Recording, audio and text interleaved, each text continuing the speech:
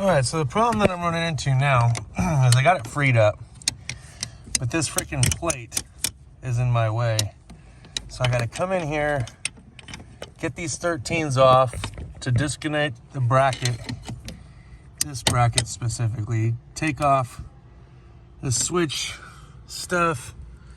Looks like both sides. I got to undo this whole pedal assembly. And once this whole thing's out of the way, I should be able to put the new slave in, or the new masters. Once this pedal assembly is out of the way, I could put the master cylinder back in place. All right, so even after working on the inside, I can't get any more freedom out of it, so just gonna have to undo it from out here and see what happens. You guys probably can't see it all that good, but there's a 10 millimeter on the back side here that you're gonna have to take off to disengage the clutch pedal position sensor / master cylinder. So that's what we're doing right now. The sensor itself is on this side, but this part kind of aids in it. So that's what we gotta do. That should be the only 10. Nope, there's two of them. There's two 10s. There's another one right up there as well.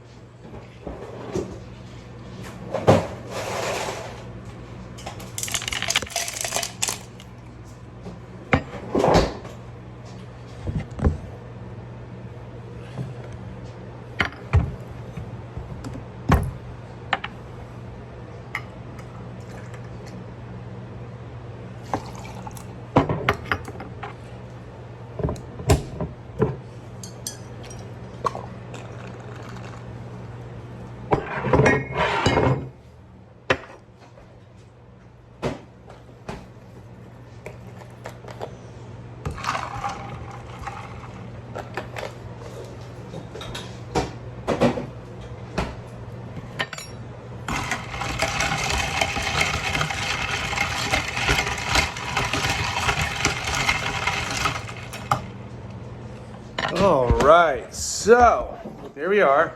All right, so here we are back at Casa de mi hombre, right? You know what I'm saying? Mi casa es su casa. We're here. Let's talk about it. So there's no tool trucks this week.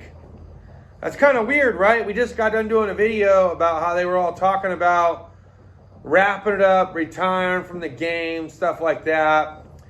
They're starting to show up a little bit fewer and farther between, and not one single tool truck. We know that Jeff had vacation. Not really sure if our Matco dude had vacation. Garrett should have been en route. He didn't stop by either. Now we're at the crunch day, right? We're at Friday Eve, and not one single tool truck this entire week. I wasn't too far off base when I said all these tool trucks are closing doors. They're getting ready to go out of business. I'm telling you, like, they finally got to a point where enough's enough.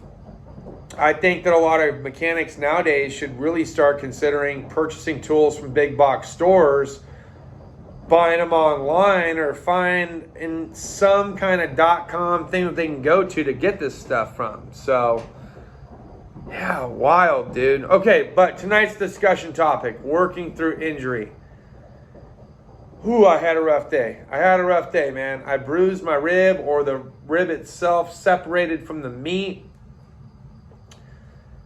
It's been hard to breathe. not in general. Like, I can breathe fine. But I'm saying, like, every time I take a deep breath, this whole side of my chest just absolutely is killing me, right? It's more comfortable to have my arms up than it is down, to be honest. So that's been rough. And I was talking with a few guys. So Matt had to work through heavy line jobs with a broken arm.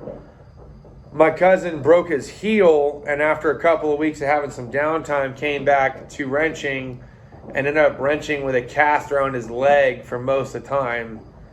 I'm kind of curious at what your guys' injuries have been. Not the little cuts and boo-boos and little scrapes and whatnot that you wrap electrical tape on or use super glue, JB Weld, or Q-Bond on. I'm talking about like bone-esque injuries that you had to work through.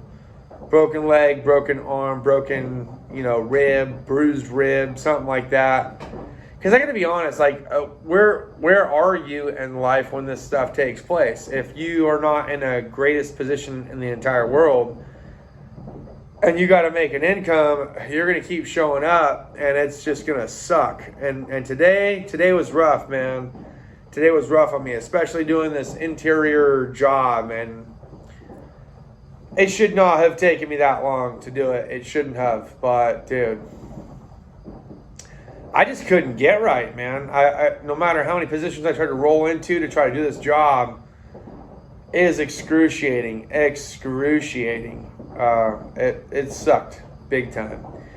But that's all I got for this video, guys. Look, thanks as always for watching. Cool tool of the day. Gotta throw it out to that vacuum that we were using in today's video. That thing has been a lifesaver, especially having a bunch of rocks and dirt and stuff like that all over the floorboards. So huge shout out to Matco or whoever rebrands that little air vacuum from them, because that thing is money. That thing that's a good tool to have. I would urge and encourage you guys to grab it. And if not for the inside, so you have a place to put your arm a little bit more comfortably, definitely for the intake manifold area. That thing is awesome. True blue. That's all I got. Thanks as always for watching my channel. We'll see you guys next time. Cheers and deuces.